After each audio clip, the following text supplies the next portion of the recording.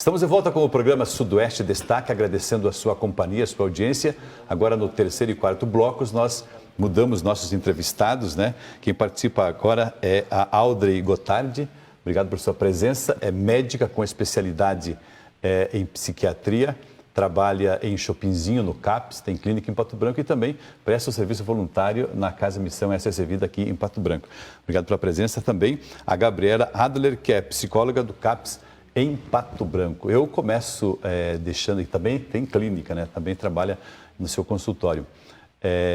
Para entendermos um pouco o trabalho do CAPS, essa realidade que os municípios, a maioria deve ter hoje, né? Eu não sei exatamente quantos municípios da região tem, mas Chopinzinho, Coronel Vida, Pato Branco tem o CAPS, que tem tido um trabalho muito importante, né? Para a gente entender o que é o CAPS, o que o CAPS faz. Podemos começar com a Gabriela, pode ser? Tá, então primeiro eu vou agradecer o convite, né, da gente estar podendo... Eu que agradeço a presença de vocês. Falar um pouquinho do nosso trabalho, né? É Casa de Apoio Psicossocial, onde a gente é composto hoje por 2 psiquiatras, 2 psicólogas, uma enfermeira, uma assistente social, que é a coordenadora, né? E tem uma técnica de enfermagem também. Então, como é que funciona o CAPS aqui, né? Os psiquiatras, eles atendem o encaminhamento do clínico geral. Então, o paciente tem que passar pelo clínico, o clínico vai avaliar se o caso é pertinente ao CAPS ou não. Então, se o caso ele é mais grave, crônico ou moderado, ele encaminha ao CAPS, né? Mas também a gente tem o CAPS porta aberta, que a gente atende o público em geral. Por exemplo, se tem alguém que não está se sentindo bem, que está com ideação, planejamento, suicida, também a gente acolhe essa pessoa e encaminha dentro da saúde pública no lugar pertinente para ela ser atendida e fazer o tratamento dela. E assim também, Audrey, em Chopinzinho, é o mesmo funcionamento do CAPS?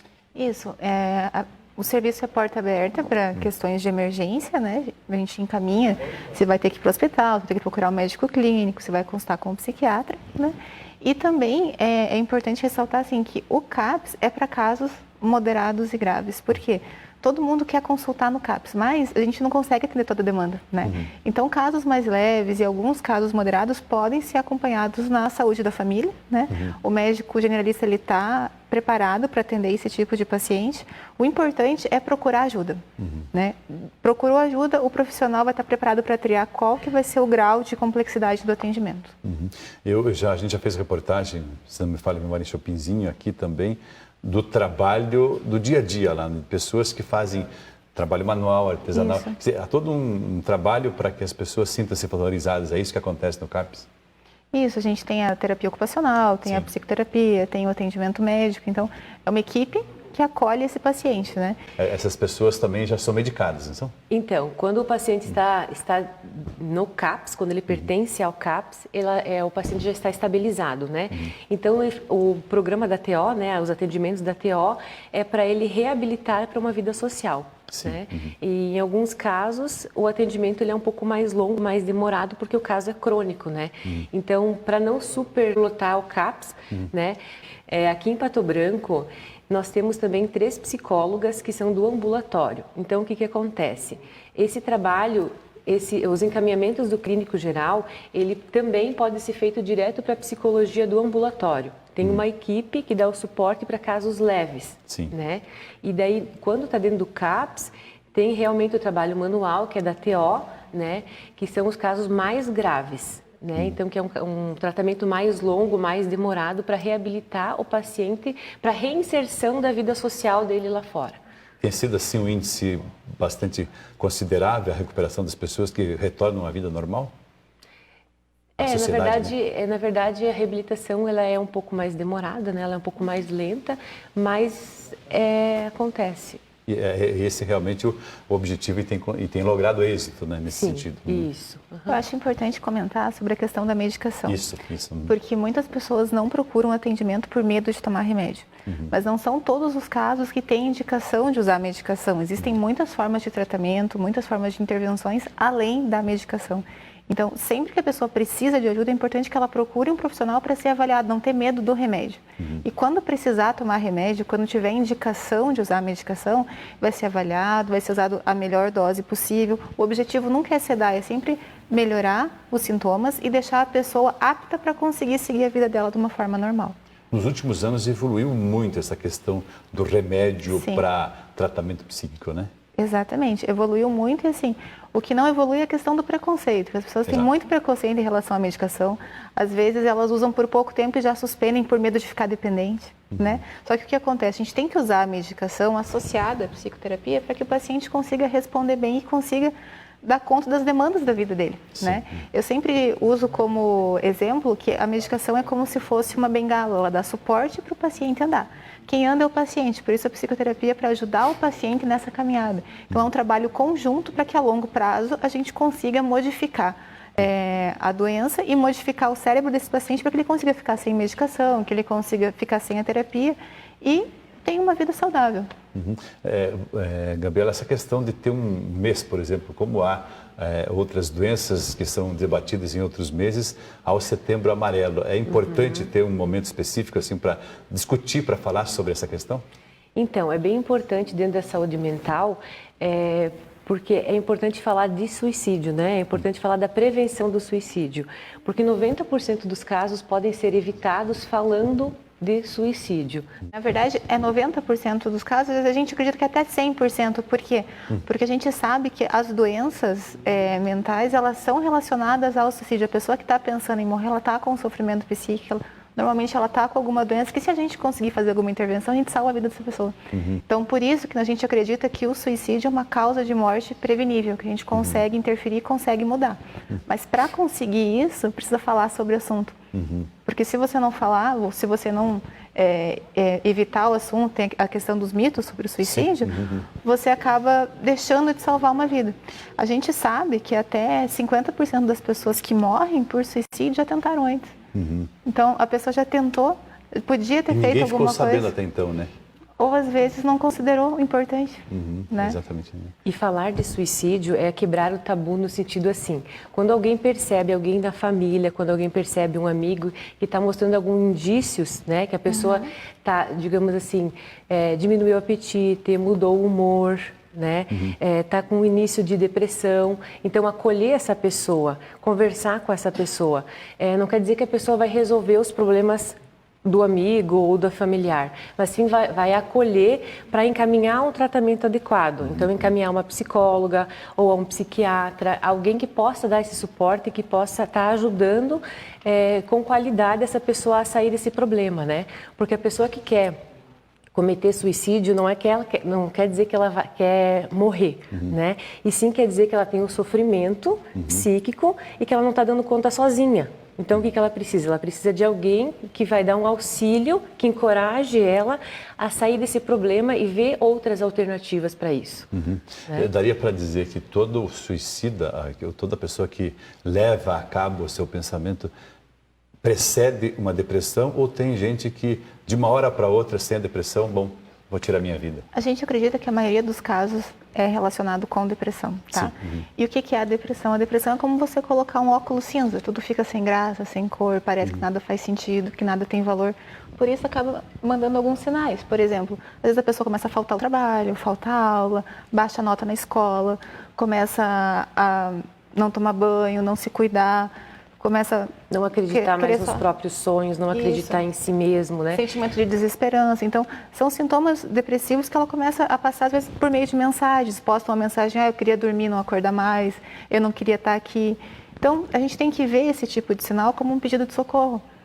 Quem sabe essa pessoa não sabe que precisa de ajuda e ela está ali mostrando que não está bem e a gente, às vezes, não está fazendo nada. Né? Então, por que é importante o Setembro Amarelo? Para poder olhar para essas pessoas, às vezes até para nós mesmos perceber que não está tudo bem e procurar ajuda. E toda pessoa que diz que vai se matar, porque tem pessoas que podem estar blefando ou brincando, ou tem que dar atenção sempre? Tem que dar atenção sempre, porque é um mito falar que quem fala que vai se matar não se mata. Na verdade, quem fala que quer se matar está pedindo ajuda. Então, a gente sempre tem que investigar, sempre tem que procurar se tem alguma doença e oferecer essa ajuda. Às vezes, só uma escuta qualificada, às vezes, só de você parar para ouvir essa pessoa, você já consegue salvar a vida dela. E sempre assim, que conversa com uma pessoa que está com ideação suicida, que não está bem, que está pensando em tirar a própria vida, o que é importante fazer? Além de parar para escutar, sempre procurar apoio. Ou você leva essa pessoa para atendimento, ou você deixa essa pessoa com um responsável, para esse responsável procurar o atendimento, mas não deixa essa pessoa sozinha. Além disso, também é importante, nesses casos de risco de suicídio, vigilância, né? Deixar essa pessoa com alguém olhando ela 24 horas por dia, porque ela pode cometer um ato por impulsividade, às vezes fazer algo que vai se arrepender depois, né? E também esconder faca, corda, medicamento, tudo que possa ser um meio, né? Então, a vigilância e esconder os meios ajuda muito a reduzir o número de mortes. Isso é interessante nesse aspecto aí, limitar a possibilidade, mas sobretudo, a pergunta que eu, nesse sentido assim, é mais fácil o familiar perceber e tratar isso ou uma pessoa menos próxima? Não sei se há uma relação em relação a isso. Na verdade, assim, não existe uma fórmula, né? Sim. O que a gente precisa hoje é justamente isso, é o familiar ou o amigo perceber. Sim. Né? Porque a vida hoje em dia está tão corrida, está tão acelerada, que as pessoas não estão se percebendo, não estão se olhando, né? Não estão se vendo. E aí, às vezes, a mãe não está bem, o filho não está bem, né? E os familiares não percebem. Até a própria pessoa. Então, por isso o Setembro Amarelo, né? Para a gente começar a escutar, olhar mais para o outro, né? Nesse sentido. É nesse sentido que eu quis, justamente, talvez não formulei a pergunta, porque às vezes no dia a dia você está tão acostumado que você não percebe, de repente o outro, o que vem, que a cada 2, 3 dias, você está diferente, né? Porque às vezes a pessoa se acostuma e não percebe o diferente, né? A mudança da pessoa, né? Exatamente, porque assim, um dia acordar com preguiça, chegar atrasado, não comer bem, não se cuidar, tudo bem. Mas quando vira algo persistente, quando altera o comportamento, aí é sinal que não tem algo, que não está tudo bem e precisa procurar ajuda, né? Muito bem, vamos ao intervalo comercial e na sequência vamos continuar conversando sobre esse tema, né? Valorização à vida aqui no Sudoeste Destaque. Nós já voltamos. O programa Sudoeste Destaque, como fazemos todas as semanas, discutindo um assunto importante para a comunidade. Nesta semana, estamos falando sobre valorização à vida, sobre o Setembro Amarelo, que sempre são realizadas muitas ações para impedir, para evitar o suicídio. Nós continuamos, então, conversando com as nossas convidadas. Eu pergunto para você, depois eu quero voltar a conversar com a Adri sobre a questão dos medicamentos, mas sobre atividades são intensificadas neste período no CAPS. Isso, nesse período do Setembro Amarelo, a gente intensificou as nossas ações que a gente faz o ano inteiro, né? Então, assim, a gente teve o dia D, que a gente participou na praça, Para as Presidente Vargas, ali da Presidente Vargas, onde a gente conseguiu reunir centenas de pessoas, teve a caminhada da inteligência emocional, né?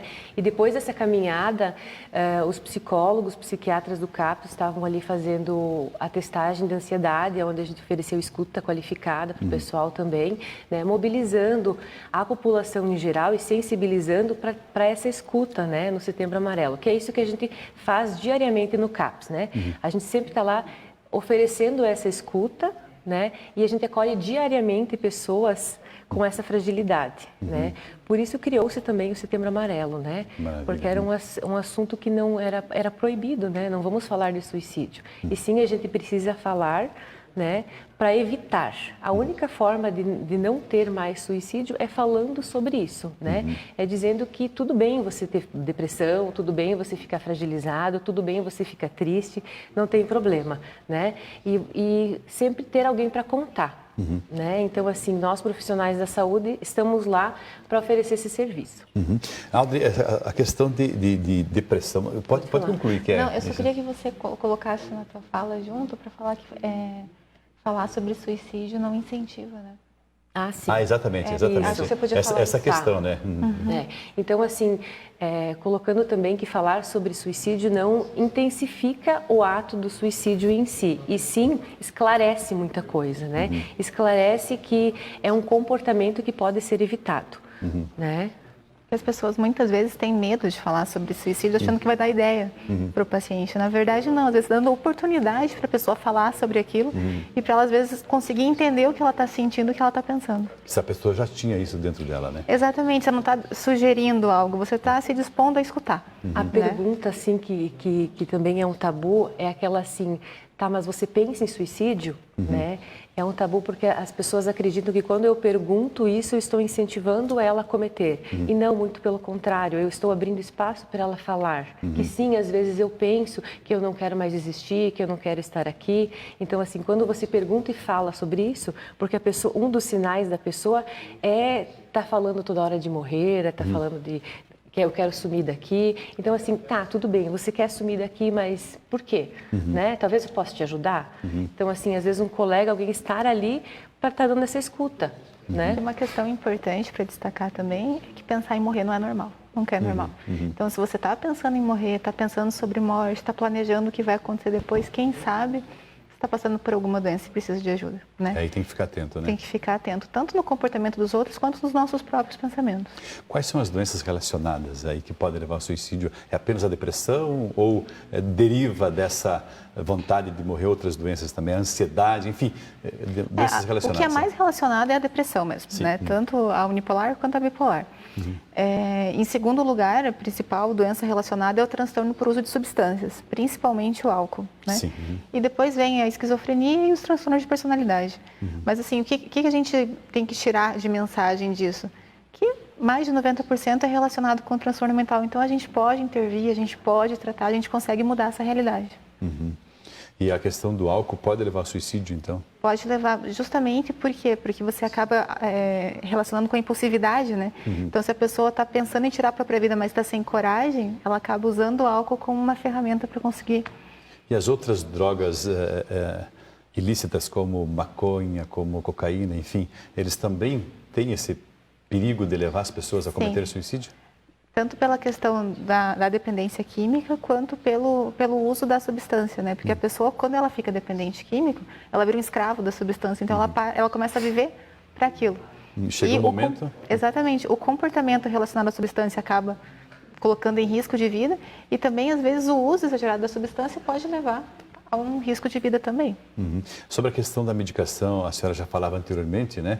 Eu gostaria de voltar ao assunto porque justamente a gente ouve muitas pessoas, mesmo até ansiolíticos, mesmo até remédios para a depressão, são associados à dependência, né? Exatamente. Isso é um tabu, né? É um tabu. Eu sempre digo para todos os pacientes que a gente tem que olhar para a medicação como um aliado, não como um inimigo. Então, a medicação está ali para te ajudar a seguir em frente. Porque a depressão, se ela começa a ter vários episódios ao longo da vida, ela fica uma doença crônica. Igual pressão alta, diabetes. Ninguém briga para usar remédio para pressão alta. Agora, para depressão não pode, que é fraqueza, que é porque não consegue. Não. É uma doença, como qualquer outra doença, que merece tratamento, merece atenção. E assim como a pressão alta pode causar um infarto, a depressão pode causar suicídio, né? A gente tem que ver a tentativa de suicídio como uma emergência médica. Porque, por exemplo, se você vê um amigo teu com dor no peito, suando, você pensa, está infartando, leva direto no pronto-socorro. Você vê uma pessoa que quebrou a perna, quebrou o braço, você leva no ortopedista para engessar. Aí a pessoa tentou o suicídio, você dá um chá. Está errado, e né? muitas vezes apontam o dedo ainda, né? Exatamente. Então, a questão do não julgamento, a questão de você acolher essa pessoa, de você procurar ajuda, é salvar uma vida, assim como levar alguém que está infartando no pronto-socorro, assim como levar alguém com uma fratura no ortopedista. Depressão já como a principal causa, né? E você falava agora isso, que de repente é uma doença que fica para a vida toda.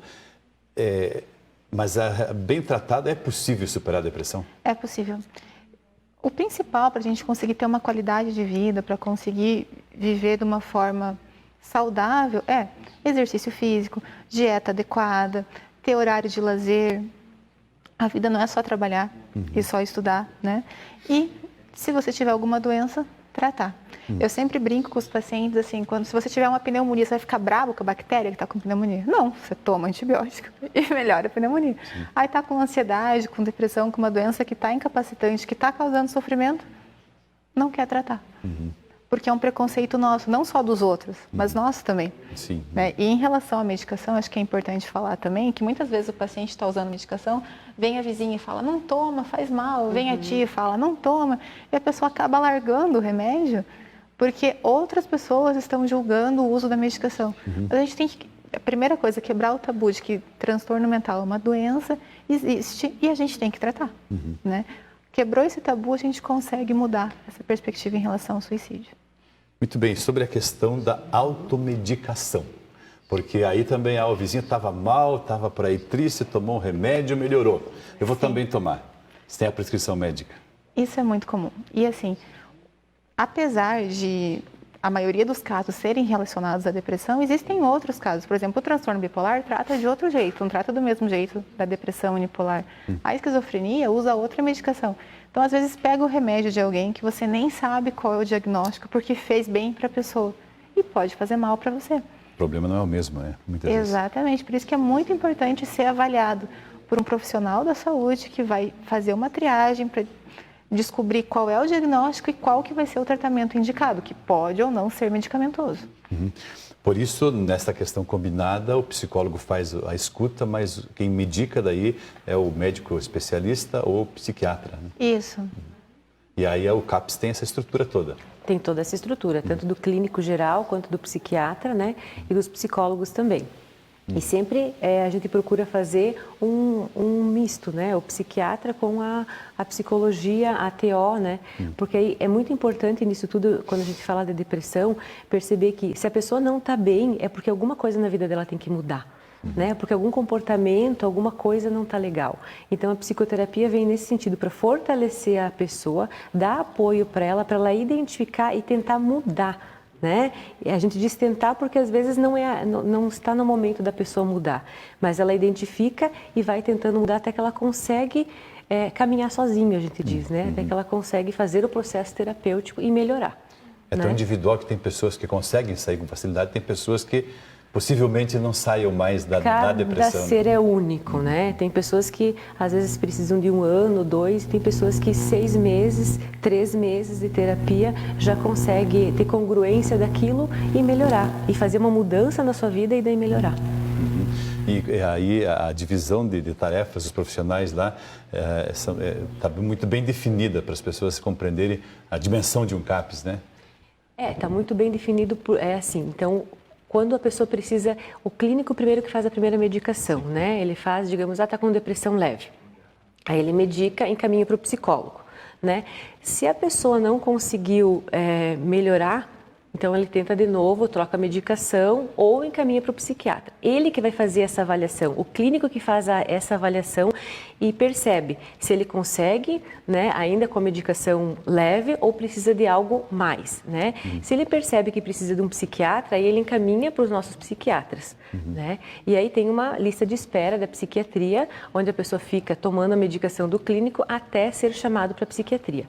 Quando ele é chamado para a psiquiatria, aí o psiquiatra medica novamente, faz uma avaliação clínica e vê o que dentro do serviço do CAPS o paciente pode estar utilizando, o que vai fazer bem para o paciente desse serviço, né? Então tem os grupos da TO, os grupos da psicologia, aí muda as psicólogas, aí as psicólogas do serviço do CAPS que começam a atender esse paciente, né? Aldo, do ponto de vista da hereditariedade, pesa muito, por exemplo, ter alguém da família que cometeu o suicídio, isso pode ser da transmissão genética ou mesmo até, eu diria, de tradição. Alguém se matou, também vou me matar. É um fator de risco, tá? É um dos fatores de risco ter um óbito na família por suicídio, tanto pela questão do comportamento aprendido, quanto pela questão da hereditariedade das doenças mentais, né? Então, é algo que a gente tem que prestar atenção também, além da tentativa prévia, a história de suicídio na família. Idosos cometem bastante suicídio também. Adolescentes também tem a questão da impulsividade, eles não conseguem lidar muito bem com as situações. Também situações de crise econômica, situação de aposentadoria, de desemprego.